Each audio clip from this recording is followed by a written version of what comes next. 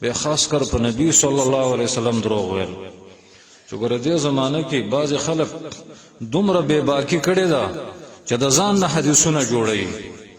او امام مسلم په خپل کتاب کې احادیث راوړي دي. امام نووي باب قائم کړی دی، باب تغلیظ الکذب علی رسول الله صلی الله علیه وسلم، چې دا متواتر حدیث دی.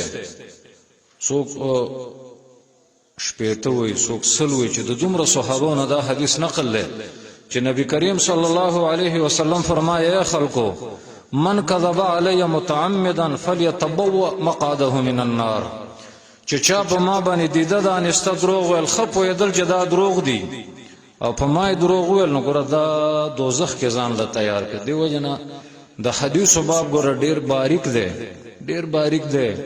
دا د هر نیچه کس کار نه دی چې په عربۍ نه پوهېږي او حدیث ته حدیث دی. هسې فتنه ته جوړېږي چې زموږ په معاشره کې ډېر دروغ دی او خلکو له د حدیثو نوم ایږدي. د دې وجه نه ډېر کوشش وکړئ په خپل پیغمبر چېرته دروغ ونه وایي، ځکه د هغه خلکو دپاره دوزخ بیان شوی دی، د جهنم وعید بیان شوی دی، او په ډېرو احادیثو کې دی چې څوک په خپل پیغمبر دروغ وایي صلی الله علیه وسلم. او دا څوک وایي؟ دا په پیغمبر علیه السلام چې دروغ وایي، ګوره دا بزرګان خلک یې وایي. او ولې وایي؟ ځکه دوی وایي موږ د دین دپاره دروغ وایو.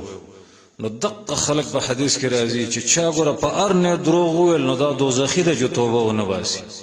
ځکه چې الحمدلله زمونږ دین کې رښتیا شته، زمونږ په دین کې صحیح احادیث په فضایلو کې شته، زمونږ قرآن او سنت کامل دی، په دې کې دروغو د ضرورت نشته.